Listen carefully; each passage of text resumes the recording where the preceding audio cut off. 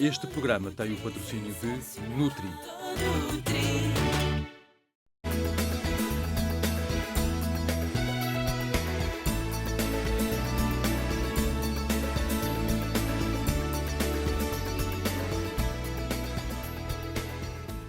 Bem-vindo ao Viva Saúde!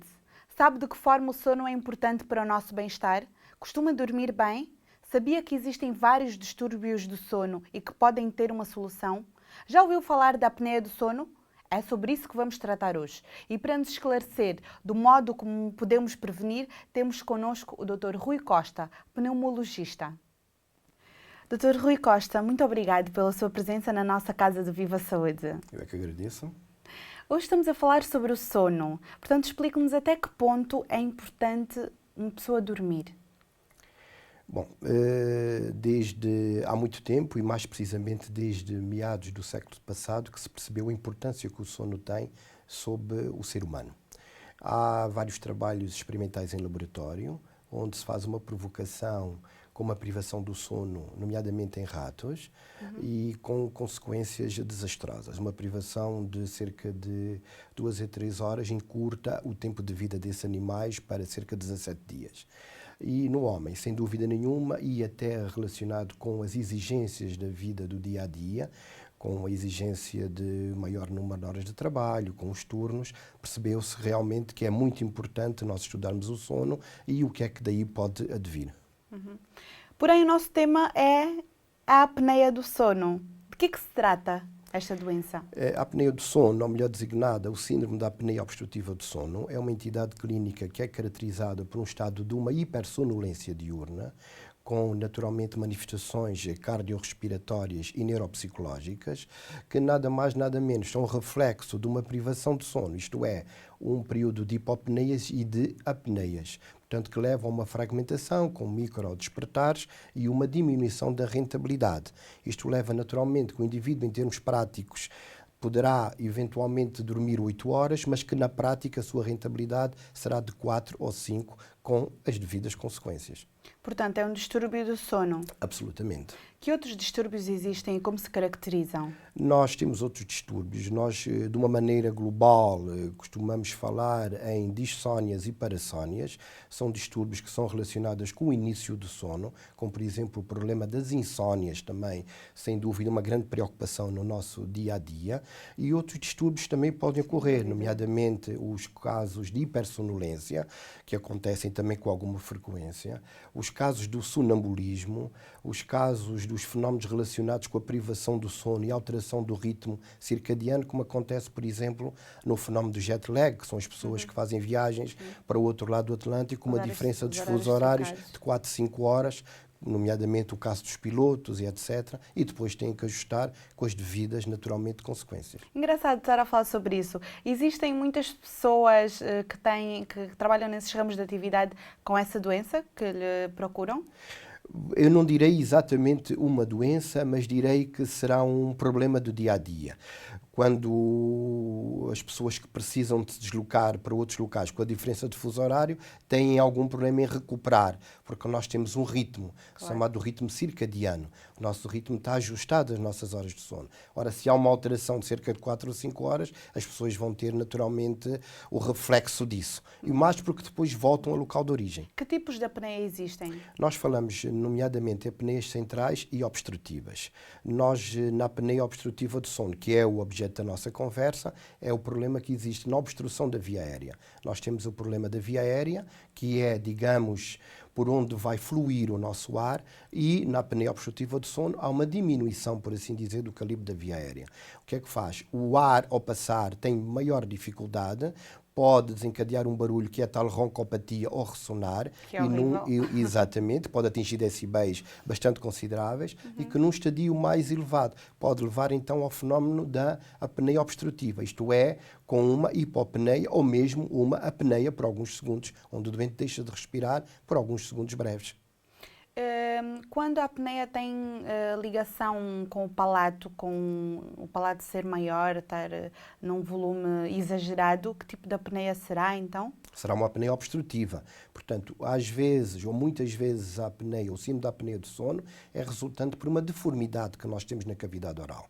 A deformidade poderá ser quer a nível dos cornetos nasais, quer a nível de alterações na nossa cavidade oral.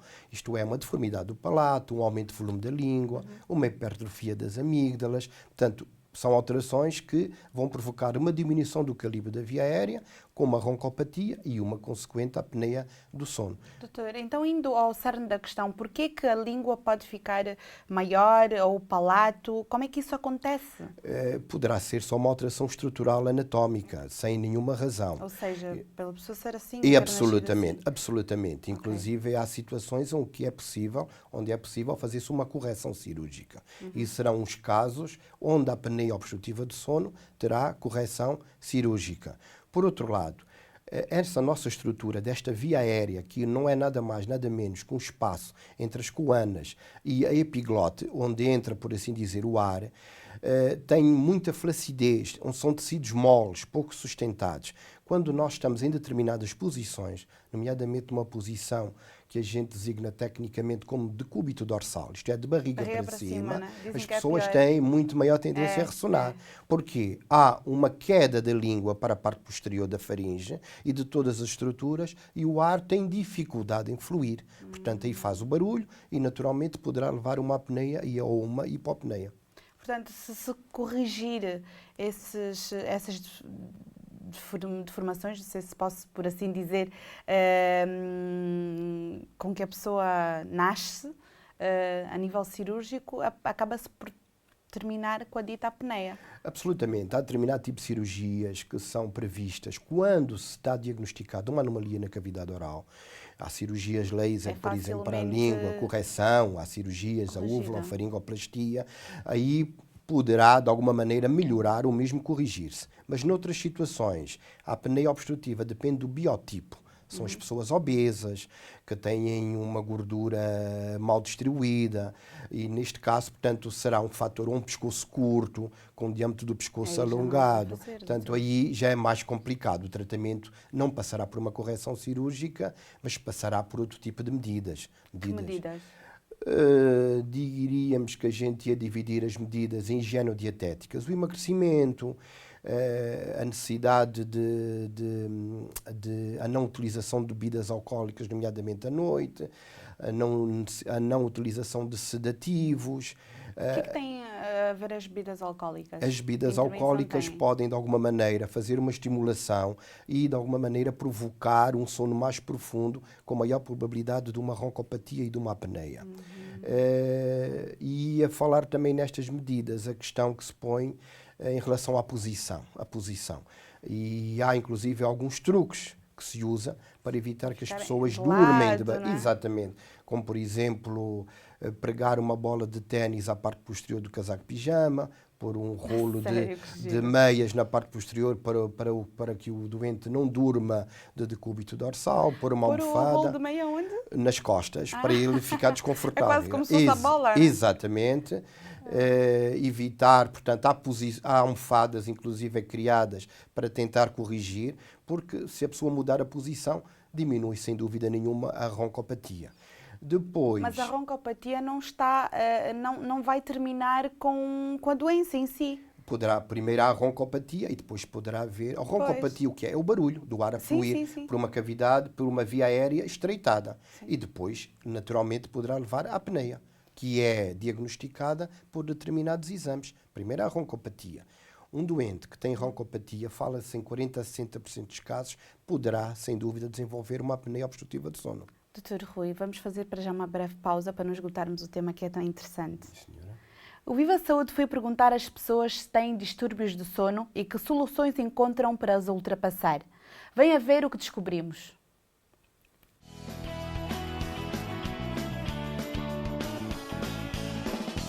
Enquanto dorme, ressona. De quando em vez? Minha esposa diz que às vezes, sim. Acho que não. O meu irmão diz que às vezes, mas eu não acredito, acho que não. Eu penso que não. Sim. Como? Quando Não, nada disso. Ser o sono, olha, ser o sono não sei. E sente-se constantemente com sono mesmo durante o dia? Por vezes sim. Não, porque tento dormir o bastante e para não ter problemas também cá em aulas, por isso não tem esse tipo de problemas. A parte da manhã. Depende. Depende. Quando a gente, durante o dia, movimenta mais, cansa mais o corpo, às vezes acontece, mas nem sempre. Conhece quais as consequências da apneia do sono? Não, por acaso desconheço, não sei mesmo. Sofro disso durante um tempo, né? Já desde a adolescência, porque isso já vem da família também. O meu pai também sofre disso, mas também é complicado um bocado por causa tem sinusite e ajuda um bocado.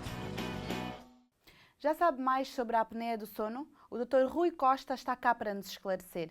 Sabia que nos pode colocar as suas dúvidas? Passe pelo nosso Facebook. Lá poderá encontrar diversas informações de saúde e tudo sobre o nosso programa. E por que não fazer como a Soraya Marques, que nos colocou a questão: é possível prevenir a apneia do sono? Pode responder-nos, doutor. Há aqui duas situações.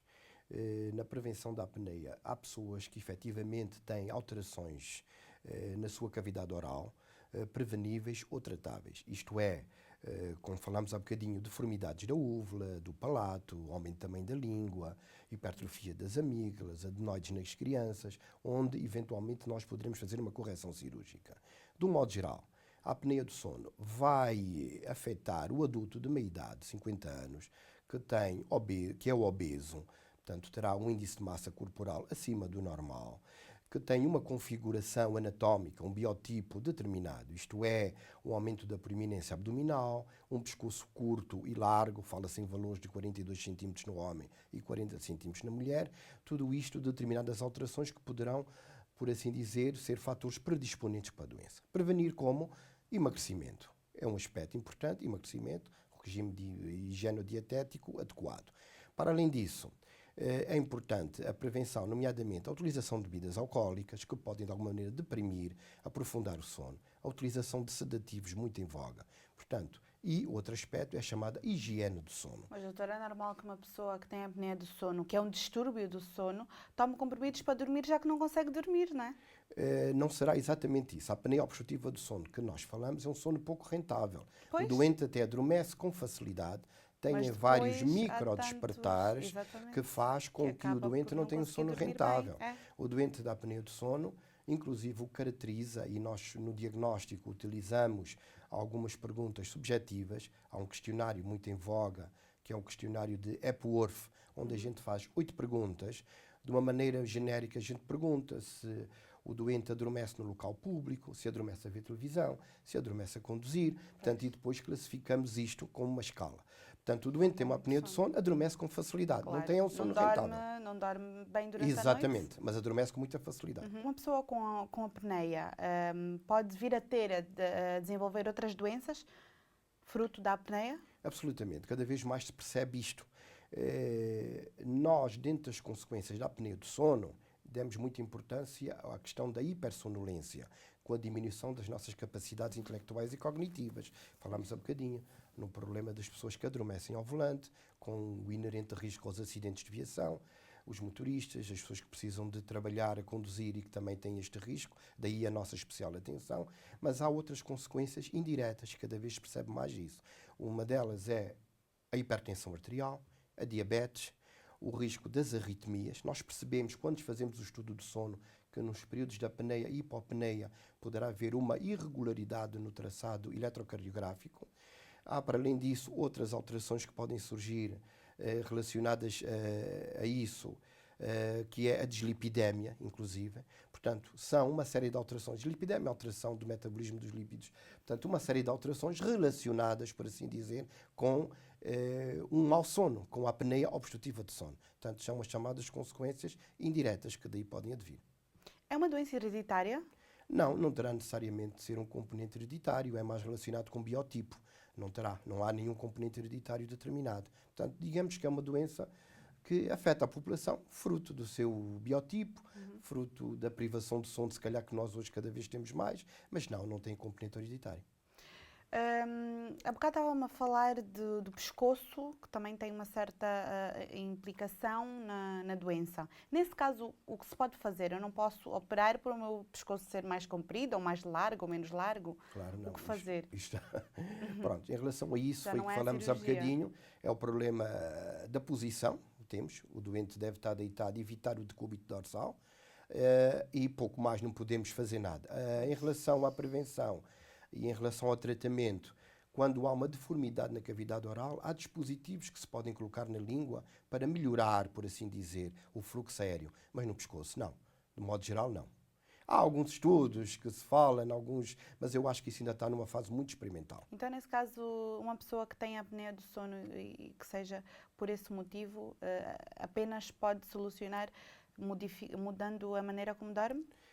E emagrecendo, porque fala-se muito no diâmetro do pescoço comparativamente ao índice de massa corporal, obesidade de maneira geral. E o que se percebe hoje em dia é que o diâmetro do pescoço tem mais importância ainda do que a própria obesidade. Naturalmente, se o doente emagrecer, vai diminuir naturalmente, vai melhorar o fluxo aéreo. Que sim. Outra coisa, doutor, a apneia do sono é uma doença cada vez mais recorrente. Considera que seja pouco falada, pouco divulgada e que por isso as pessoas saibam muito pouco até que possam ter a doença, que sofrem da doença e como ultrapassá-la?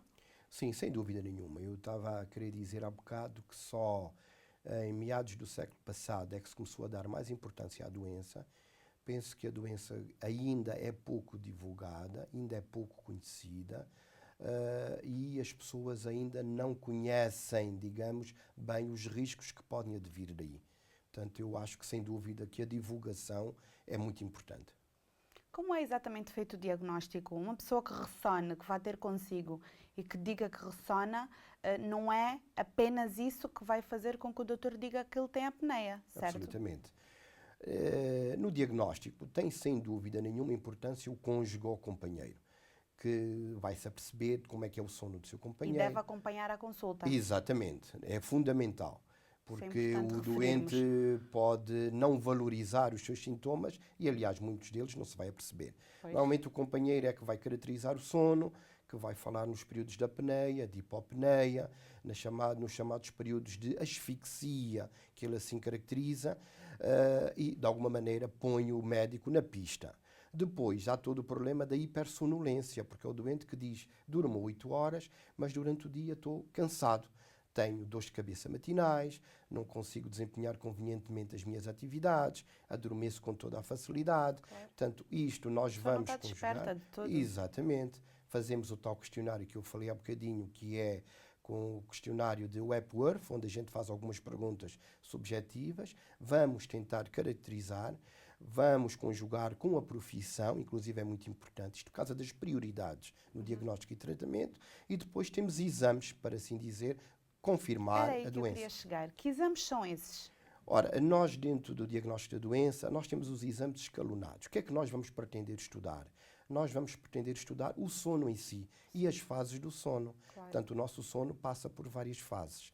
E nós vamos escalonar o diagnóstico, digamos. Podemos inicialmente tentar perceber como é que se comporta a oxigenação. Isso vemos pela saturação de oxigênio, a frequência cardíaca do doente. Mas os aparelhos que nós utilizamos para fazer o exame chama-se um estudo polissonográfico do sono. Estes aparelhos vão contemplar vários canais. O doente vai ser submetido a um eletroencefalograma, a um eletrooculograma, a um eletromiograma, um eletrocardiograma, uma oximetria. Portanto, vamos avaliar várias componentes, para assim dizer, estudarmos as fases do sono e ver como é que o sono se comporta.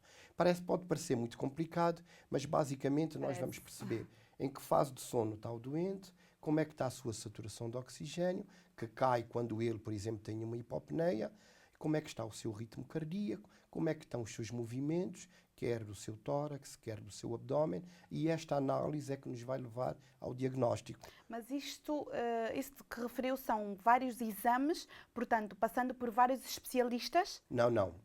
O doente, perante a suspeita, o médico pede-lhe um estudo polissonográfico. Que O inclui doente- isso tudo que todos esses exames Exatamente. que mencionou. Poderá ser com todos esses canais, poderá ser mais simplificado, mas onde se vai estudar. E o doente faz isto durante uma noite. Faz isto num laboratório, Dorme na clínica? na clínica, ou hoje também já se usam outros exames, que é o chamado estudo cardiorrespiratório, onde não contempla os canais todos, mas contempla muitos. Portanto, é o estudo cardiorrespiratório. O doente pode ser ligado, por assim dizer, no laboratório e vai dormir à sua casa. Tem algumas vantagens, está no seu ambiente. Tem algumas desvantagens, não é tão completo como outro estudo. Mas depois faz-se a leitura dos dados que são recolhidos com os elétrodos que são colocados no doente. As alergias têm alguma conexão com a apneia? Não diretamente. Fazendo aqui algum esforço, só se uma alergia se manifestar por um quadro eventual de uma rinite, que tenha uma obstrução nasal, que haja uma diminuição do Pois, fluxo. que deixa de respirar tão bem. Exatamente, só por aí, porque de resto, Não quer diretamente... dizer que a pessoa tendo uma rinite que vá ter, à partida, uma apneia. Não, se bem que as pessoas que têm alterações como hipertrofia dos cornetos nasais, desvio do septo nasal, poderão também ter uma apneia ou ter uma roncopatia, mesmo uma apneia, porque há dificuldade em o ar fluir. É mais prevalente em determinada faixa etária ou género? Sem dúvida, no sexo masculino e nos homens na faixa dos 50 anos.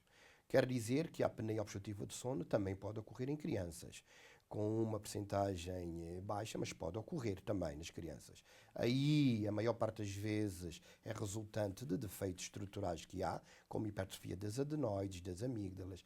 E as crianças, em vez de uma hipersonolência, têm um quadro de hiperatividade, déficit de atenção, etc, etc. E o stress pode ter alguma conexão com a apneia? Só pela pressão que temos na nossa sociedade, com as profissões onde somos obrigados a trabalhar por turnos, a privação do sono, poderá de alguma maneira interferir na higiene do sono e de alguma maneira ter repercussão. As paragens da respiração que ocorrem durante os períodos da apneia, no caso de serem mais prolongadas, o paciente, o doente, no caso, pode correr risco de vida? Poderá, sem dúvida nenhuma, poderá correr risco de vida. Há uma série de eventos que estão relacionados justamente com estas paragens, sem dúvida nenhuma. Aliás, este nosso estudo polissonográfico consegue quantificar e caracterizar estes períodos, estas paragens, como designou. Que tratamentos são utilizados no combate à apneia? Bom, para além das medidas gerais, digamos, do emagrecimento, a posição deitado, a privação do álcool, dos sedativos, se não houver, por assim dizer, uma anomalia suscetível de correção cirúrgica, como nós falamos há bocadinho, nós temos outras medidas. O que é mais vulgar há dispositivos que se podem colocar na boca para prevenir as deformidades da boca e melhorar o fluxo oronasal, ou então aquilo que a gente usa muito, que é um aparelho de pressão positiva que nós chamamos um CPAP. É um aparelho que o doente coloca no nariz, com uma máscara, ou na boca, ocupando a boca e o nariz, e que fornece uma pressão positiva. Vai impedir que haja o colapso da via aérea e vai impedir que haja os períodos de apneia e de hipopneia. Este aparelho a gente chama-lhe vulgarmente CPAP. Doutor, mas pelo que eu percebi, isso apenas serve para a pessoa dormir bem e não ter os períodos de apneia, não cura. Não cura, não senhora, não cura. Só terá cura se emagrecer, que diminui em grande percentagem os eventos, ou se tiver uma alteração que for corrigida. Sabemos que tem origem angolana, tal como eu, fico muito contente de o ter aqui, o meu compatriota. Costuma ir a Angola, tem estado lá? Regularmente, sim senhora, com todo o gosto. Pretende vir eventualmente a fazer parte dos quadros do país? Sim, sem dúvida nenhuma. Sem dúvida nenhuma. Sabe mais ou menos até que ponto é que Angola tem dado importância a este tema que infelizmente ainda é tão pouco falado?